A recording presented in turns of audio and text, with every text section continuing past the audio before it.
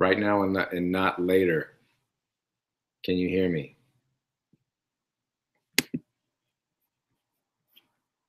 Luis, David, yes, success.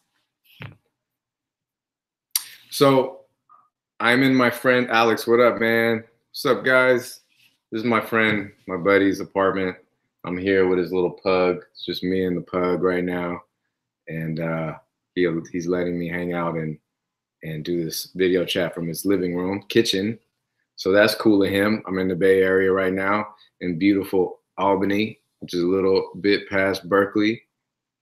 And man, let's document this trip I just had. Came up here Wednesday, did rehearsal on Wednesday, rehearsed Thursday.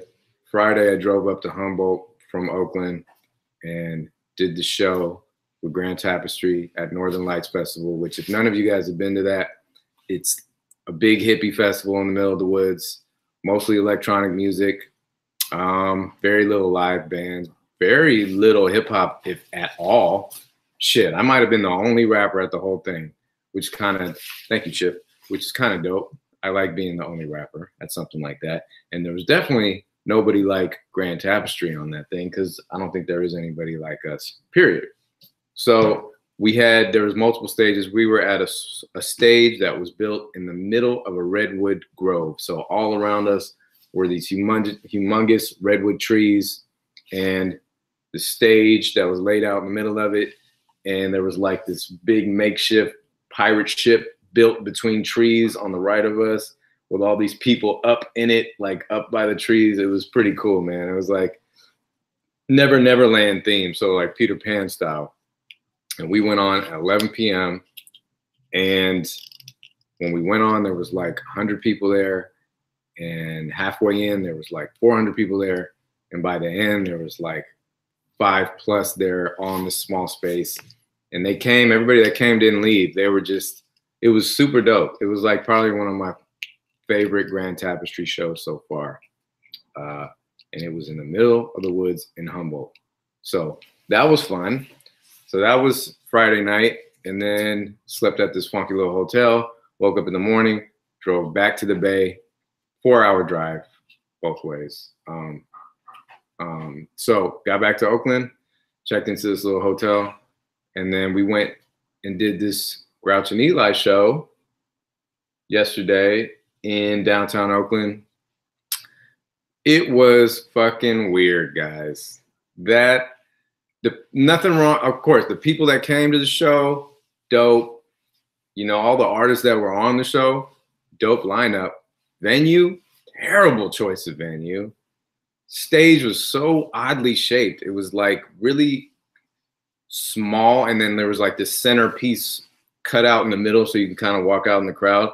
But for Grouch and I, like sharing space, it was like we both kind of can get out there, but then one of us would go back, and it was just awkward stage. But mostly it was hot as fuck in there. The sound was terrible sound system, and it was smoke everywhere. It was like a weed kind of themed thing, and like I think people got free weed just for coming there, and it probably was all done through weed money. That's what I'm assuming.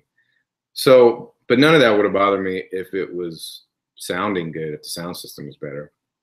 Other than that, motherfuckers were super high and like chilling, and I think we did a pretty good set considering the strangeness of the venue and all that. And obviously the people that threw the show are amateurs, and if you were backstage and saw what they had going on back there, you would have agreed. So hopefully they get their shit together. And yeah, and David, it was $70. And why would you put this huge bill together, which they had like festival style bill, and put it in a 700-person capacity venue? What? Doesn't make any sense. And therefore the tickets, like David just said, were $70. And so the shit wasn't even sold out. Like if it was a normal price ticket in a bigger venue, it would have been sold out, dude, I think. And it was weird, dude. But, you know, I hope we put on the best show possible for people that were there and considering all that stuff. Well, Bryce, it was an intimate show. It was 700 person venue, dude. It was small, which was why it was so strange and why the ticket was astronomically high. And I was talking to Evidence right before he went on. He was like, man, this shit is weird. He was like not happy with it either. You know, but once you get on stage, it doesn't matter the circumstance, bad sound system, no one there, fucking shitty venue, it doesn't matter. Like, it's all about the people that are there and you. And so I tried to go there and not let anything distract me. And I think we did pretty good. So all that being said, those were the first 2 shows of this little run that I'm personally on. And then Grouch and I leave on Wednesday for Reno. I know a couple of you guys will be there. But yeah, Bryce, I think you made a wise decision. You did not miss anything, bro. I gotta say, it wasn't that great. Yeah, so I'm a little distracted right now if you want to go into some personal shit. But dealing with friends and money is not the best situation always. I hate it, honestly. And I'm in a certain situation with a friend of mine that to me it was just a miscommunication over something. And there's some unexpected like money that's supposedly owed by me, and I wasn't expecting that. And you know, my wife is involved because she didn't expect it. So she's like, I don't understand, why is this happening? And then it's just like, oh my God. So like before I get on this computer with you guys, I'm like, I'll work it out. Talking to my wife, I'm like, don't worry about it, work it out. So I got to go talk to this person over here and work it out. So I'm gonna figure it out. But I hate money and friends and mixing that shit together. Sometimes it has to be that way. I mean, because, you know, I work with a lot of my friends. So, hey, it's bound to happen sometimes. But, you know, as far as I'm concerned, fuck money. But my wife is a very logical person. She's like the opposite of me. Like, I'm more like go with the flow. I'm very non-confrontational. I don't like uncomfortable confrontational energy, especially with friends. So I try and avoid that shit. I try and resolve shit. I'm like, what the problem is? You need this money from me? I didn't expect it, but if you're just adamant and you need it, okay, fuck it, take it. I don't care, man, whatever. Fuck it. It's not a reason to be having some weird energy between a friend. But my wife is not like that. She's like, I don't understand why, you know, what is this money? It wasn't mentioned. Da, da, da. And I'm just like, oh, she's not gonna back down. She's a Capricorn. She got those horns. She's like, what?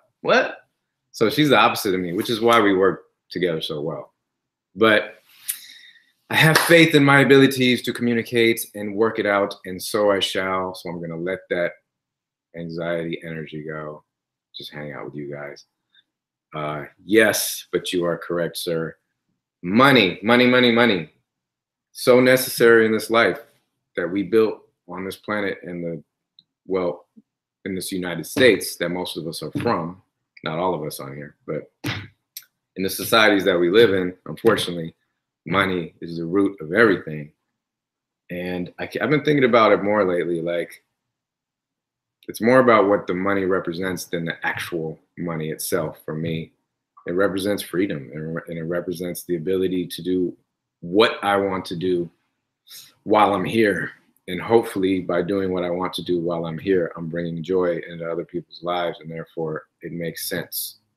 But when we leave this planet, money is not coming with us, nor is any of the shit we collected along the way. The only thing that could possibly come with us is the energy and the love that we create and share here with friends, family, and everybody else. All the relationships, all the memories of relationships that we've been involved in. And that is the true gold of being a human being.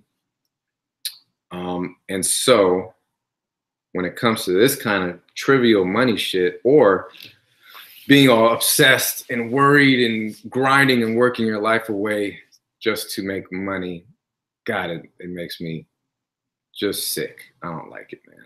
I really don't like it. But hey, dude, I mean, if it wasn't for the fact that money was a necessary thing, me reaching out to create this Patreon and do something like this in order to form some kind of regular income. Wouldn't even been necessary. So we wouldn't even have the opportunity to form this family, which we are forming now, which, by the way, to lead me to a happy subject, when I first started this Patreon thing, I really wanted it to be more than just, yeah, exclusive art, and you guys support me, I support you. That's a huge part of it. But I also wanted to create a bond, a family energy, which I've been, you know, that's where that Crow family moniker even came from. I was really trying to form this bond with each other, not just through me, but you guys finding each other and building something strong and real that can last.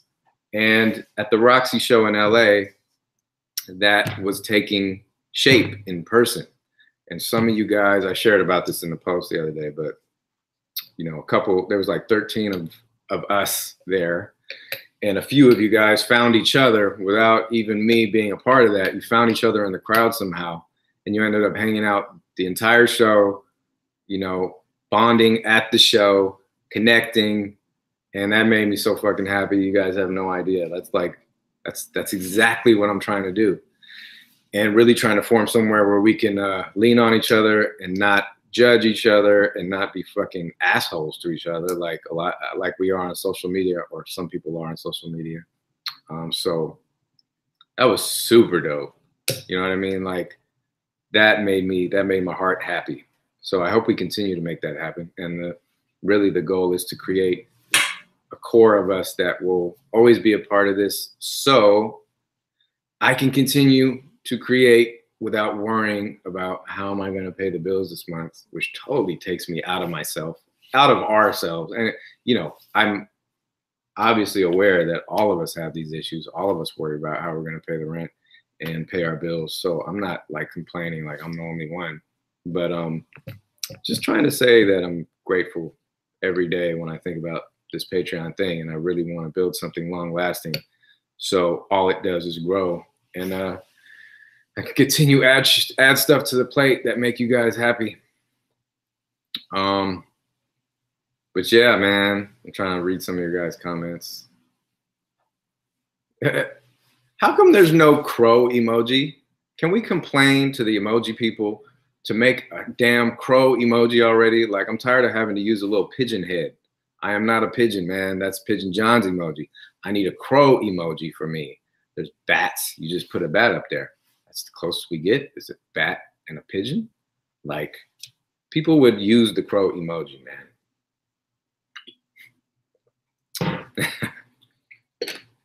And there you guys are. My mom is, hi mom. Everybody's talking to my mom now. Mom, you're interrupting my flow, okay? I'm trying to talk to the people here. What sucks is that you guys are a little delayed. So like everything I'm saying right now is behind. So your comments are a little behind.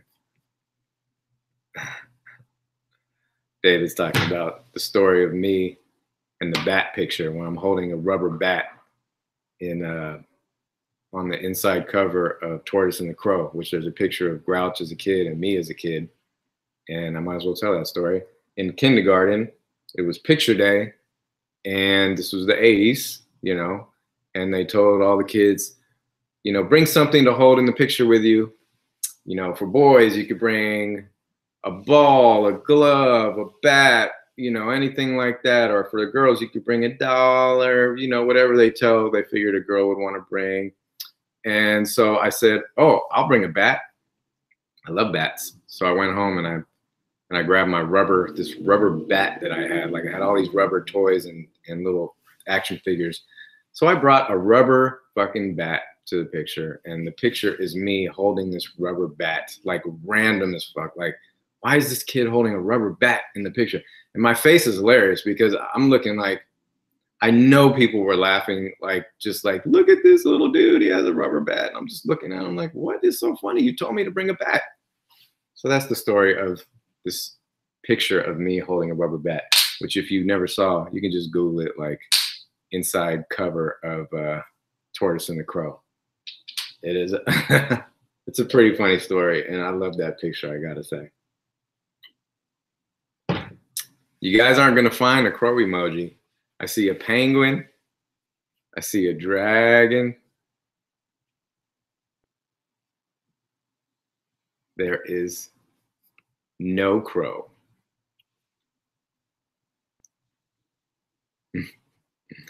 See, I would say never on a album with Mom and Eligh again, Joe and E. Never say never, but you know, we'll see. You see. Owl, Twitter bird, a chick, a duck, a dove.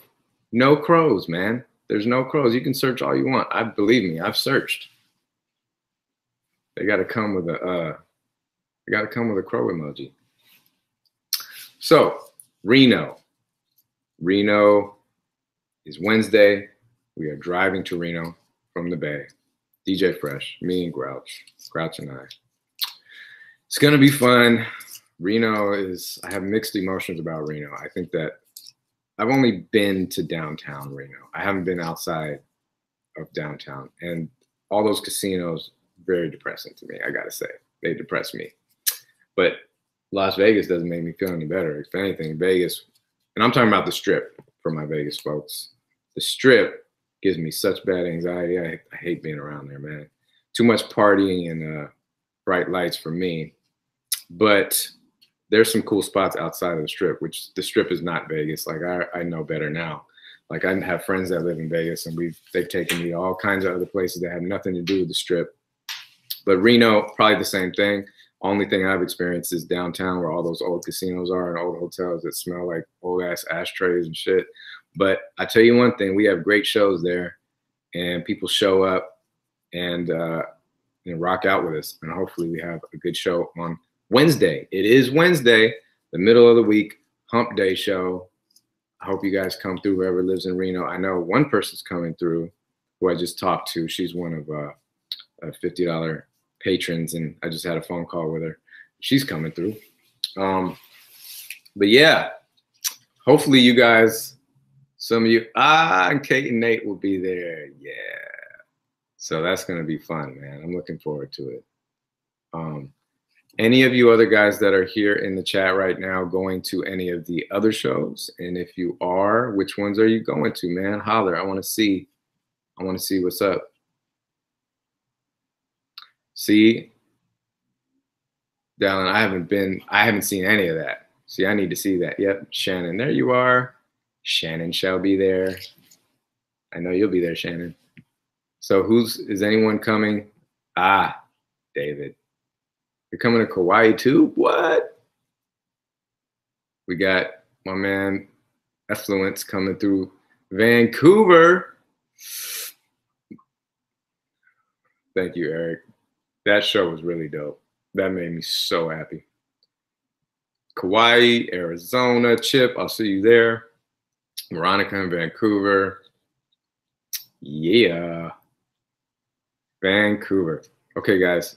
So I am not the type to ever wait to the last minute. I'm usually pretty prepared when it comes to trips or details on trips or prepare for anything. Usually I'm over prepared. Like the day before I came out here to rehearse for Grand Tapestry and get ready for this tour, I realized my passport was expired. And I was like, holy shit. So I had to look up expedited passport renewal. $550 later, like a punch to the gut. I had to send all this paperwork and my old shit, my old passport, all this shit to FedEx and send it to Philadelphia. And now they're supposed to get it to me at this address by Tuesday. Please God, because I think it'll be here fine. But, you know, they made me broke before I came on this tour just to renew that shit. And if it doesn't get here on time, I might not be going into Canada. And then I'm really losing money and fucking up a show or two. I think it'll get here. Even if it got here the day after I arrived, my boy could overnight it to wherever. But yeah, that sucks, dude. I've never allowed something like that to happen before. Grouch, plenty of times. That dude is Mr. Last Minute. But I myself have never done that. So that hurt. I don't know if any of you have ever dealt with something like that, but it sucks to come out the pocket that kind of money when you were not expecting it. You know, I had that money on my card. I was like, I need some money for tour, like just to eat, blah, blah, blah. But no, you guys don't freak out, man. I'm going to get the passport. It's on its way. I paid for it already. They received it on Friday. So I think Monday I'll get a notification saying your passport has been shipped. That's just what my intuition's telling me. But I believe that to be true. So I shall be in Vancouver and I shall be in Nelson, British Columbia. And it's going to be beautiful, man. So I was just talking to my assistant, David, and talking about the website store, which obviously is still on such a small scale. I really don't have much on there yet because I haven't had a chance to spend some money on merch for the store yet, because the merch that I did buy, I just bought some for the Roxy show, sold most of it, and now it's just kind of at my warehouse. I haven't taken pictures of any of the stuff yet. I don't want to put up some janky ass picture that I just laid it on something and took a picture. I really want to get some quality pictures done of any merch I have. But I tell you one thing, that the secret Crow store, Crow family store, that I will be packing up with random shit is starting to fill up with more and more stuff, because it's going to be filled up with a lot of stuff that only has certain sizes, or maybe there's a couple left of one thing, or, you know, just runs of stuff that are incomplete that I wouldn't want to take on the road because it's not enough. So there's going to be a lot of shit like that in the store for you guys.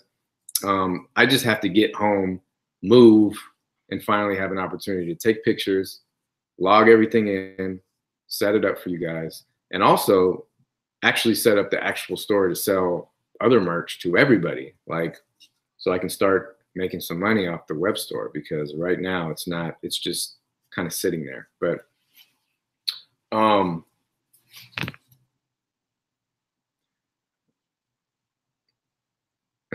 Eileen, I'm just reading Eileen's question about how me and Grouch met, which it is on, you are correct, it is on one of the podcasts, Eileen. I did, like, so far, did I do 4, guys? 3 or 4. And one of the podcasts I talked about how I met Grouch and that beginning time period of when we first met and all that. But I'll give you a brief remembrance of that, or recollection.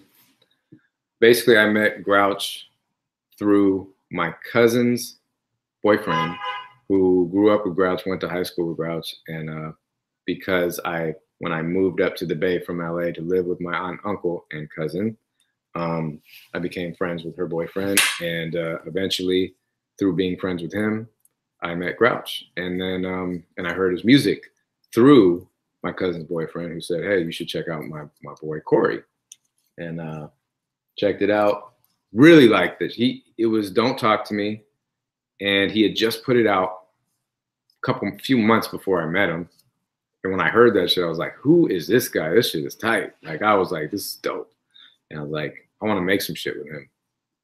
And eventually, I manifested that. I mean, we met, and then I made my way over to his mom's house where he was staying in the basement with all his equipment.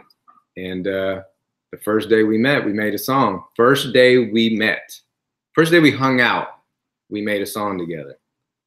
How weird is that? That doesn't happen that much. And, you know, like, from there on, it was on, man. After I made that song, I kept coming over like a stray cat. Like I said in the podcast, I'm like a stray cat. Like, meow, let me in. I wanna play on your keyboard more. I want to make more music. I was addicted. Like, I've been wanting to make beats for months, but living at my aunt and uncle's house, but I had no means to. I had a tape full of samples, loops that I wanted to make beats out of, but no way to make beats.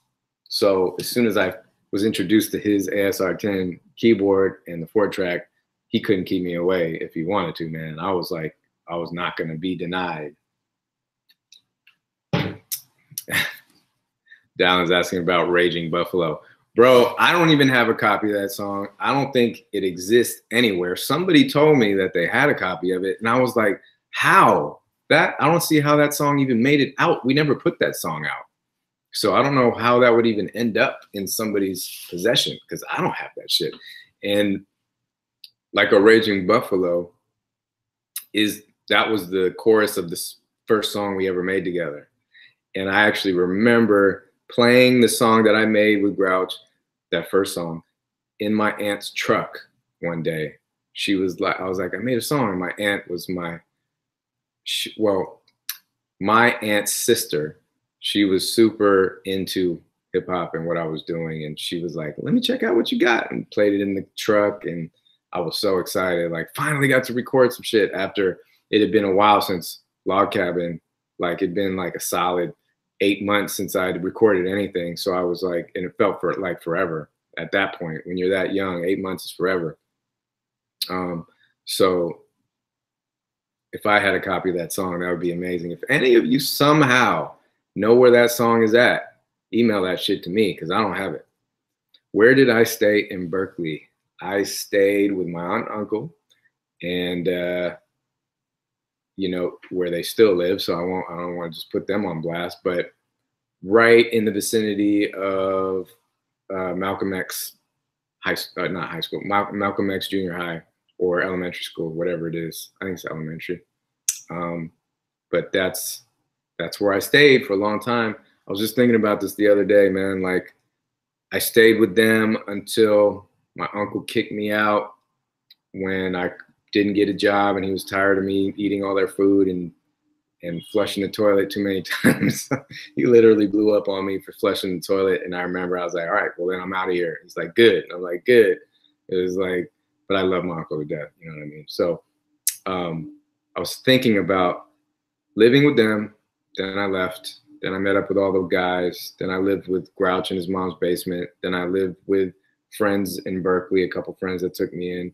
Then I lived back in the outhouse with all the boys in Oakland. Then I moved back to LA. And during that time, we made Almost Famous. And then I made Poltergeist and all that shit. And then at some point, around probably 2004, I ended up taking a trip to Berkeley. Just drove out to Berkeley because I was trying to get clean. And I was tired of I was fucked up on painkillers. I couldn't stop. It's like, I figured I'd go to Berkeley, stay with my aunt and uncle, tell them what was happening, and detox at their house. I don't know why I thought that. I just tried to run. I tried to relocate, move, get away from my problem, right? But little did I know, my problem was me, follow me everywhere. So I was staying with my aunt and uncle. I remember telling them, I was in the living room with them. I said, guys, I want to tell you something. I'm fucking addicted to painkillers, and I'm hurting, and I need somewhere to detox.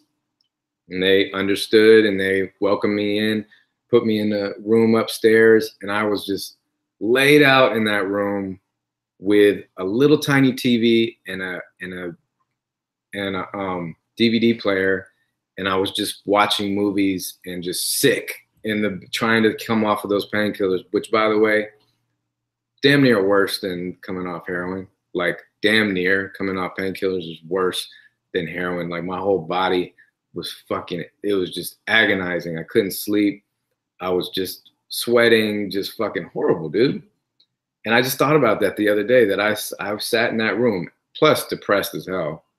And I remember they had these like it was like an attic room. So you push out this window and it like flips open. And I would just hang out in the window and look at the school and just be like wondering, where is my life going? Like I was like sick and just wanted to stop, but didn't quite know how yet. How that trip ended, I ended up driving my ass to the doctor and doing my hustle at the doctor, like, oh, my back, oh, skateboarding accident, oh, I need Vicodin, whatever, and gaming another doctor and getting painkillers and driving back to LA high, just on the way high, like, fuck it, it's gotta be what it is. That was probably 2004, because 2005 was the year I got clean. And towards the end of 2005, we did the classic tour for Living Legends Classic album. And I should have died on that tour, guys. To be honest, there was this young lady that was doing the merch for us on that tour. And I talked to her a few months after I got clean. She wrote me a letter saying that every morning when we had a bus on that tour, she was like, every morning when we pulled up to the spot, she was afraid that I wasn't going to wake up. She was watching me go spiraling down. And I don't know what was watching out for me, but I somehow survived that tour. We were at the peak. I was at the peak, but all of us were just off the hook crazy, man. We were just it was a dark time for me. When I got back, we did the whole United States, and then we came back, and then we went and did Europe. I remember just being completely just gone the whole time. And when I got home, I don't know why I went off on this tangent, but hey, I'll just keep going. I remember getting home from that tour and just really being like, I want to stop. I wanted to stop. And I thought another way of stopping, you know, I was living with Merce at the time. We both lived in the Valley. Merce was moving out of the house. And I said, shit, I got to move too then. I hit up Scarab. I'm like, he's like the most, at that time, he was like the most healthiest dude I knew. The guy had never touched a drug in his life. Like, occasionally smoke some weed, maybe drink a glass of wine. That was Scarab. I was like, if I go live with Scarab, maybe then I could get clean. And so that's what I did. I moved in with Scarab. Put me in a little room downstairs. What happened then? Wake up every morning, sick, because I'm just hurting, because not having whatever fix I needed.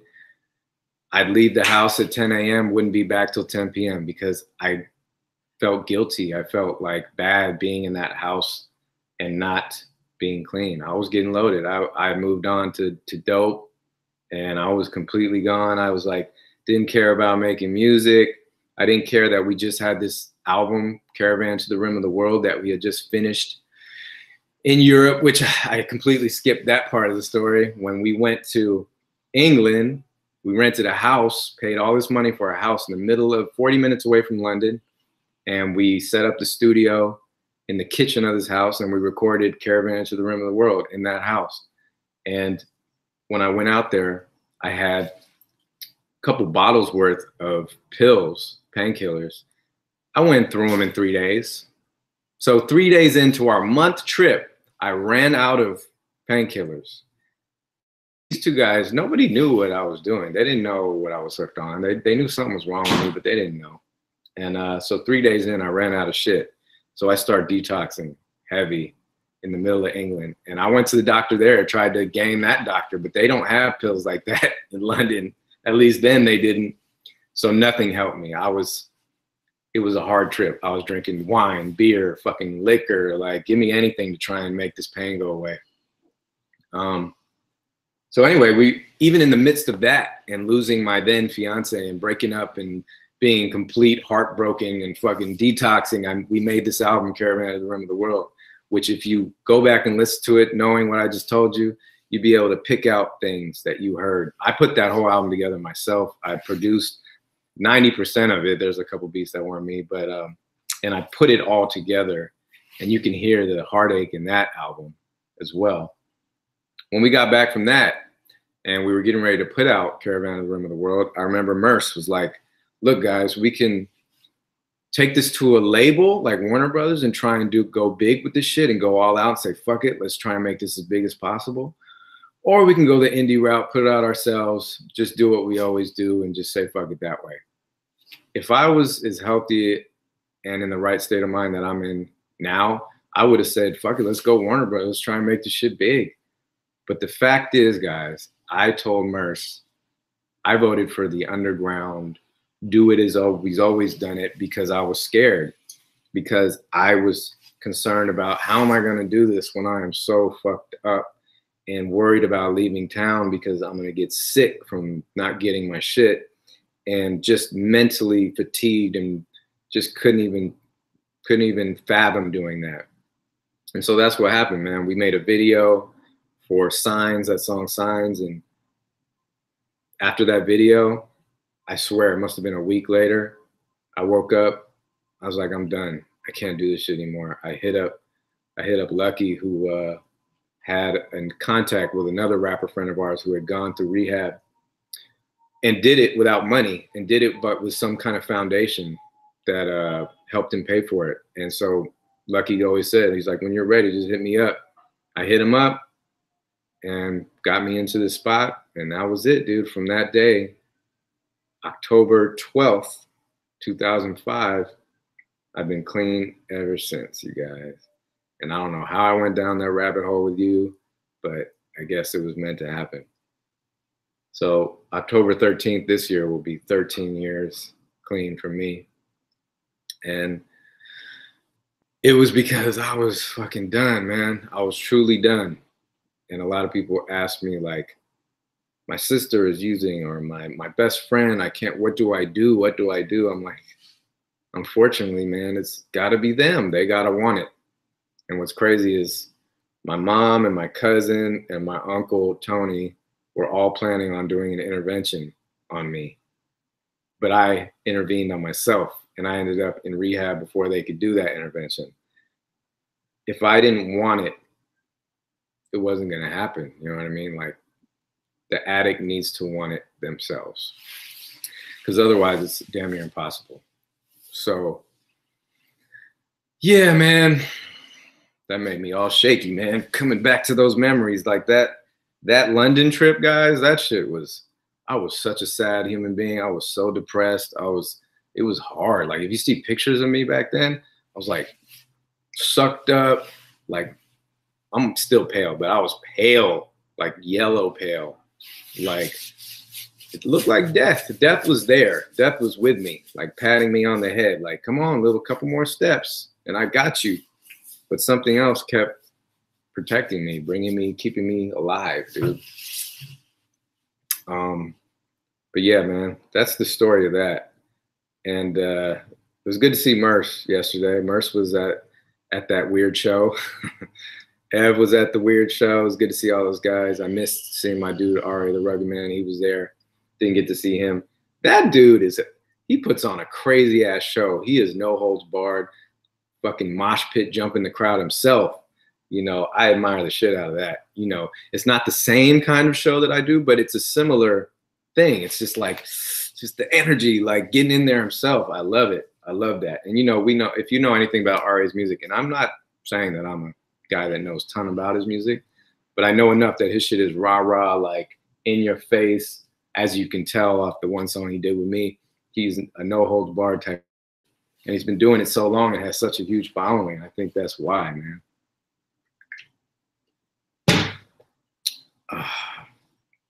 Anyway, man. So I'm over here reminiscing now.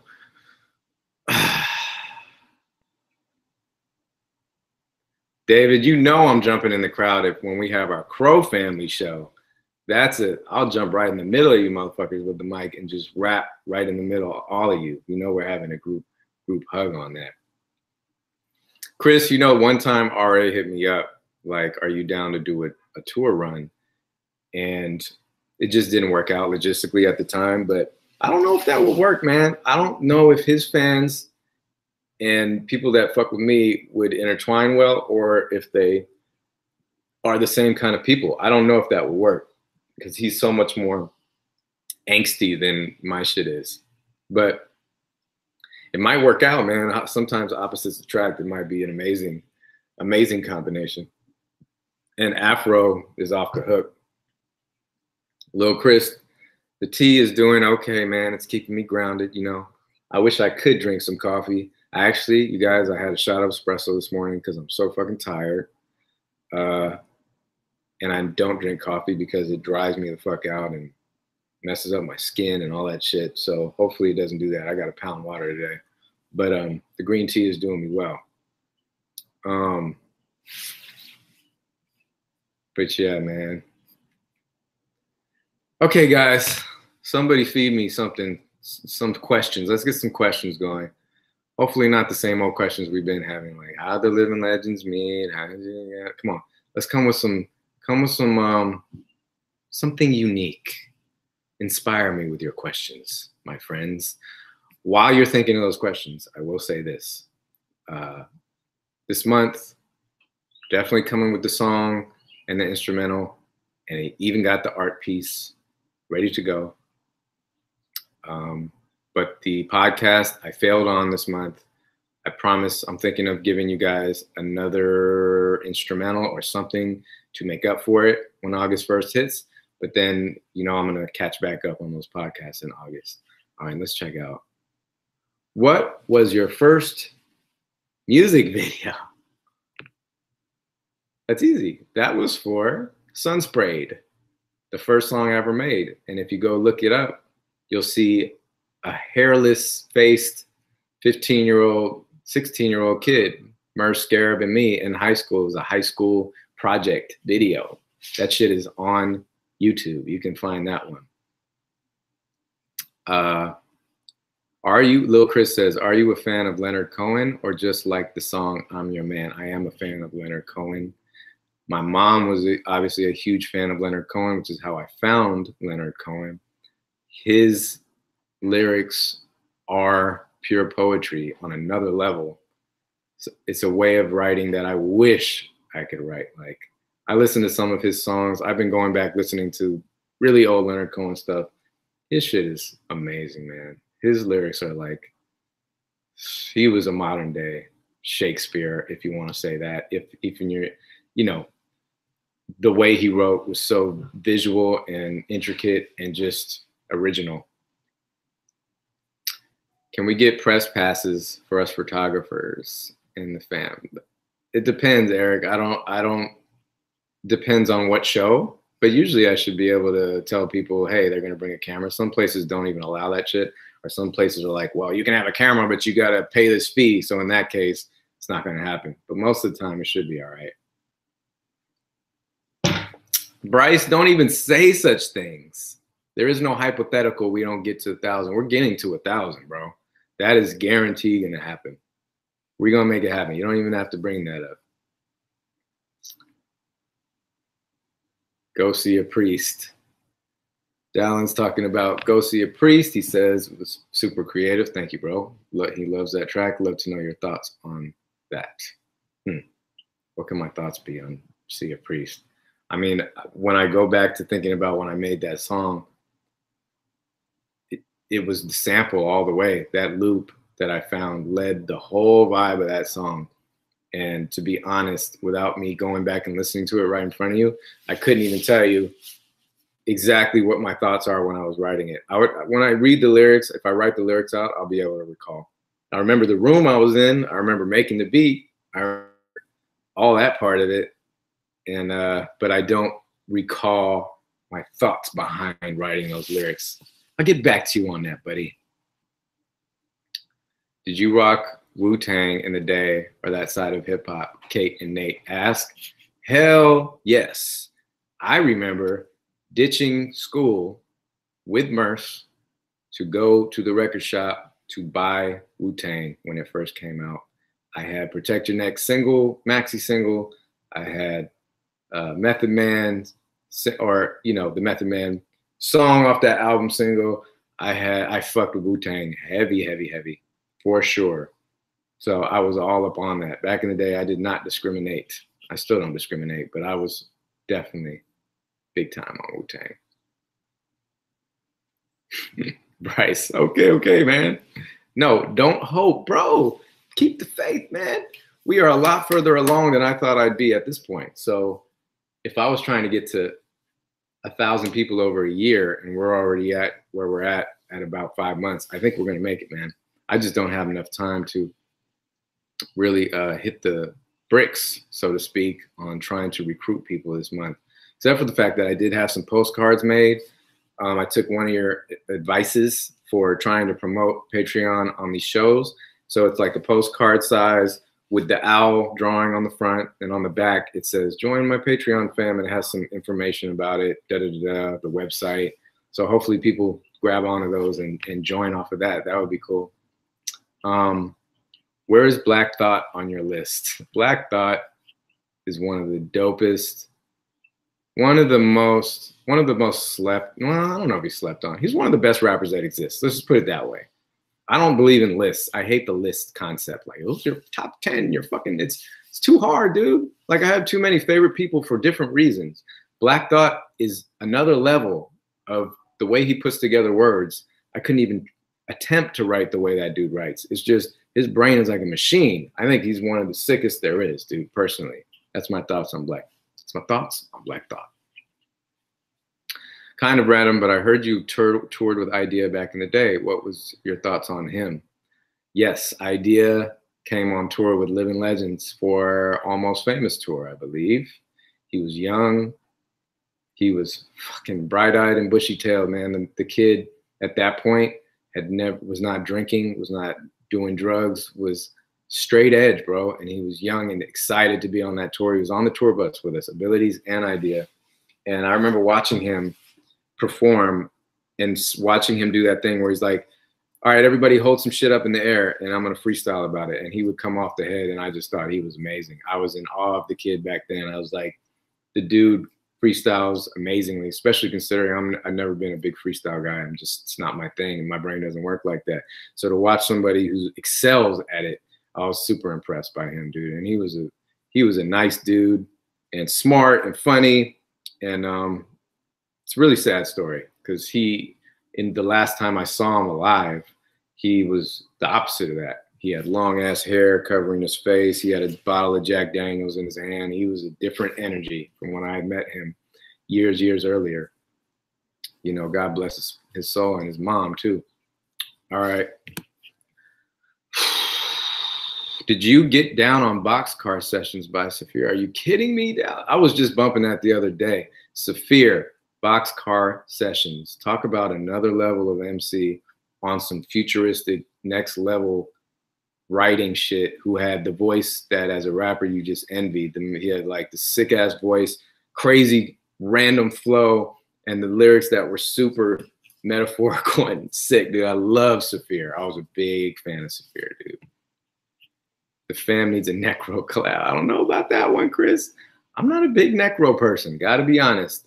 But I also have not listened to his music a lot. But I know his shit's dark and he's kind of on some drug shit. And I'm, that don't really vibe with me. Now, I could be wrong. You can tell me I'm wrong. I don't know what he's on lately. I don't know what kind of music he really makes. But when I see him perform, he's got a real like angsty, dark vibe. And I don't think that really mixes with me all the way.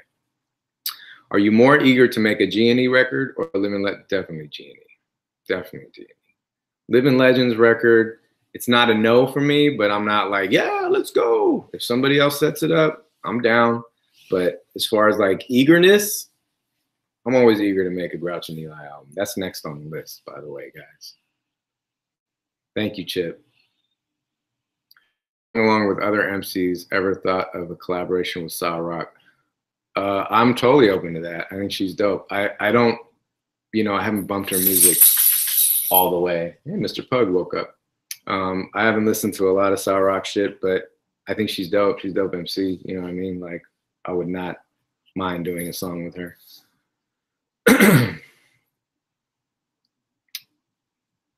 Sorry, yeah. Mike and Sarah from Whittier. Hey, you're good, man. You guys all would love a combination with Sa Rock. Mom, what are you talking about? I have a song with Reverie. Are you silly? I have, but you're talking about a whole collaboration. I think that's what my mom's talking about. What's funny is I've talked to Reverie about doing a whole album together, and I had this concept of doing all oldie style beats and having her and I do like an EP. And it just never happened. But I can see that in the future happening, especially in doing a tour with her as well. I think our vibes go well together, and she's super dope. What else? Who else do you guys think who would be a dope collaboration that you can think of for me? And think outside the box, man, because let's think of some stuff that's that might not be brought up by the average person. Hold on, we got some good questions though. Alex, what are your thoughts on Zion I breaking up? I'm personally bummed. Love the ZG and E shows. Well, Amp and Zumbi are, they're like brothers, man. Like, it was time for them to do their own thing. So I thought it was healthy for the both of them. If you know them personally, you would have thought the same thing. Like, they both needed to go do their own thing. Now, I think them together for Zion I is a lot stronger, of course, but Amp is doing his thing, man. He is spreading his wings, so to speak, and working with a lot of different people and doing his own thing. So I think, it'd be hard, probably might be hard to convince him to get back and do that. But if it's like if your parents get divorced and you want them to stay together, but if they stay together, it's going to be miserable in the house. Kind of that kind of metaphor, man. What is your thoughts on juggalos? I don't know a lot about juggalos. I have never been a fan of Insane Clown Posse, so I guess that's all I can say about that. LP would be dope down, but he's got the best combo going right now. You don't need to do a combination with me. Wake Up Show, Sway and Tech, that brought light to underground art. Yeah. Eligh, Regina Spektor is on the top of my list. Now you're thinking how I would think. I've tried to make that happen. She's a little bit out of my league, I think, but she's one of my favorite artists. I love Regina Spektor. She's dope. Aesop Rock. Yep, one of my favorite songs is the one he's on Grey Crow. And all the songs that I've done with him are just dope. So I'm always down to do Aesop Rock.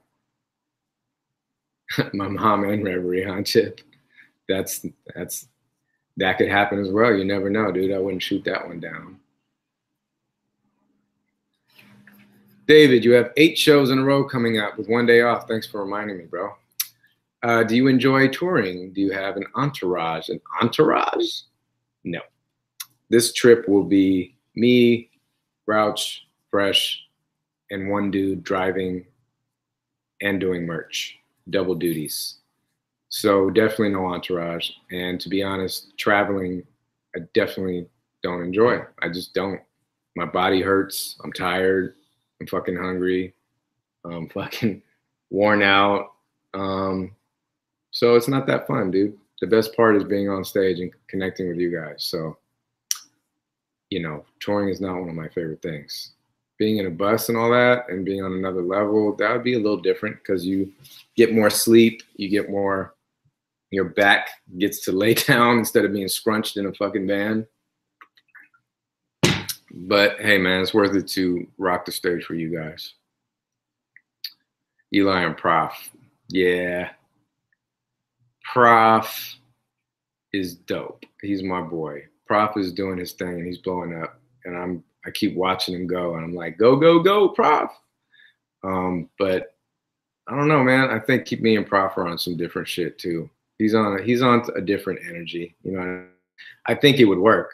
But hopefully I get to do a couple more songs with Prof. Any more songs with Slug in the future? I've tried to hook up. I had a song I wanted Slug to get on for Last House on the Block, but it was Thursday Child, actually. I wanted him to get on that song. But when I sent it to him, it was pretty much in the state it is now. And he's like, dude, this song is done already. I'm like, you're kind of right. He's like, send me something that's like in the beginning stages. So I sent him this other beat. He almost jumped on it, but he was hella busy and it just didn't work out. So, always trying to do some shit with him. Collab with an R&B artist, always a dope idea, dude. That's what I'm talking about. I like to do shit with people that do other forms of music. Maybe Eligh Evidence Slug. That'd be sick. Dallin says $1.65. I don't really know that dude. I met him once at you know what? I think I met him the day it was at a festival. It might have been in Minneapolis when the last time I saw Ideas when I met $1.65. So that was a long time ago. And I don't really know his music either. I mentioned it. Somebody asked, yo, what do you think of $1.65? I'm like, man, you know what? I don't really know his shit. It sounds weird because you probably might guess that I would know, but I really don't. Your verses over Thievery Corporation would be nice. That's a cool idea, Bryce. Just like my man. It already rocks with them. A woo show. I don't think it's doable, Shannon. Got any comments for the guy trying to steal merch at your show if he's listening? Wow.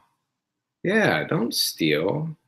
especially steal from a guy who puts all his money that he makes back into his merch to try and make money to live, and you're gonna steal from an underground artist who's independent, and like you're gonna take money right out of my pocket at my own show? What the fuck is wrong with you? Why would you do that? I mean, stealing is wrong, period. But why don't you go steal from a major label or something? Don't steal from me, dude. That's funny you say that, Chris, because somebody tried to grab a hat at the show at the Roxy and run out the door with it. And my man Ian, who was doing the merch, jumped over the counter. And then he said someone ran and grabbed it, got the hat back, and brought it back. So I was like, wow, that was nice. But it's like, dude, what are you thinking when you snatch some merch like that? It's fucked up. It's pretty funny, actually. More with Nicotina. Always down for that. Any favorite books that are a must read? You know what? American Gods was pretty fucking sick. Somebody told me to read that book.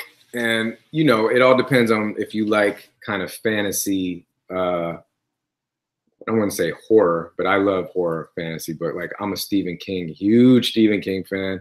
If you look at my bookshelf, there's almost 20 Stephen King books that I've read.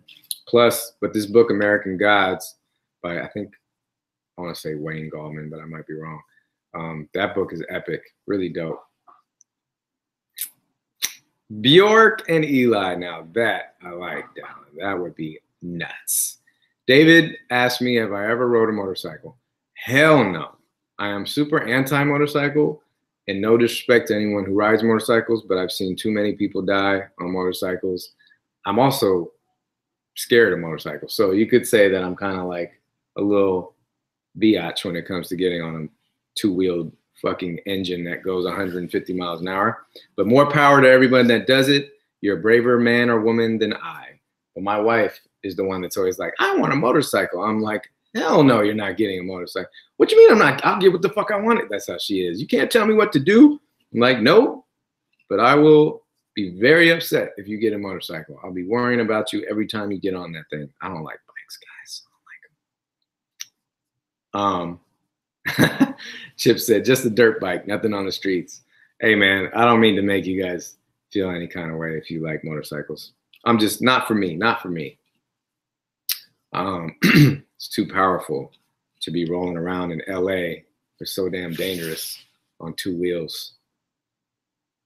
Could you see yourself riding in a moped gang in Kihei? Oh, man. You know what?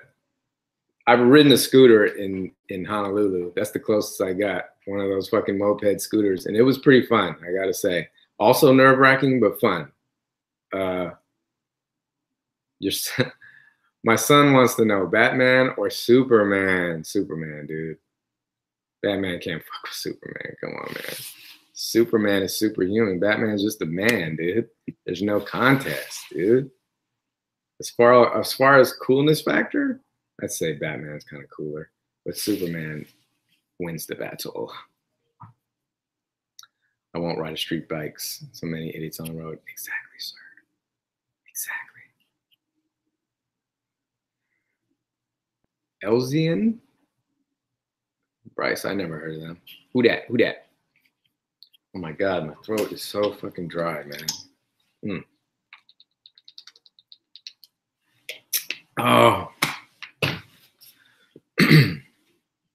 Yes, Mom. My mom is a huge Brother Ali fan, you guys. So she just made sure I saw Eileen's idea saying Brother Ali and Me, which is one of also my favorite songs off Great Crow. Brother Ali joined me on that song. He's a freaking good guy. He's like one of the best humans I know. So that would be that's something I could see reaching for on the next project, getting Brother Ali on another song. So I might take you up on that. World music with electronic magic music. I like it.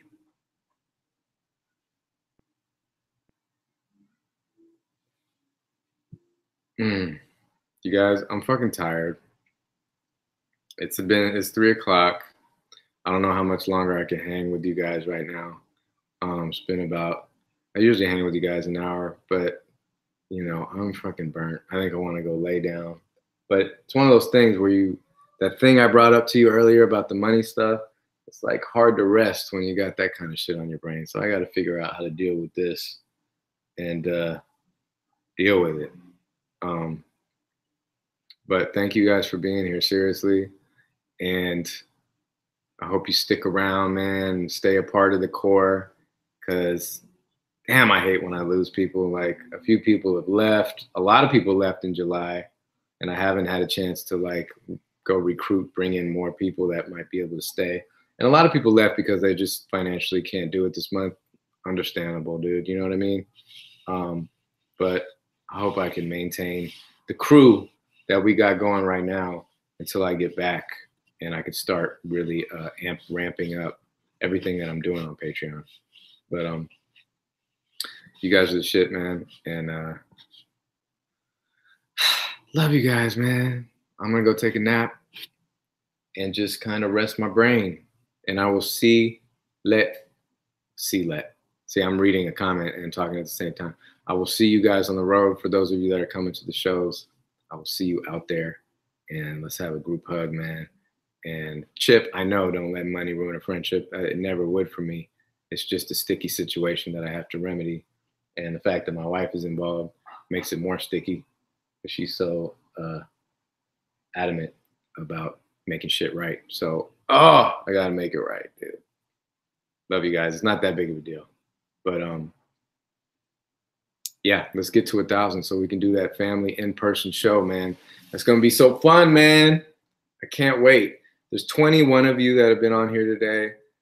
I don't know why we can't get more than that on these video chats, but let everybody know, like, make some posts, man. Say, come on, guys, show up to the video chat. We're talking about real shit. We're venting. It's me just talking shit, man, answering questions. Peace and love. Live from Albany, California. I'm out. Reno. I'll see you next. So on and such. Much love, guys. Oh, if anybody is expecting to be on the list at any of these shows, if you hit me up, for $25 and up, whatever, all that shit, you can message me on Patreon, or you can email me, ElighTattoos@gmail.com. Hit me up the night before, so I can remember to put you on the list. Don't expect me to remember, because I don't remember a lot of shit. Remind me. All right, guys. Love you. Seriously, man. Peace, everybody.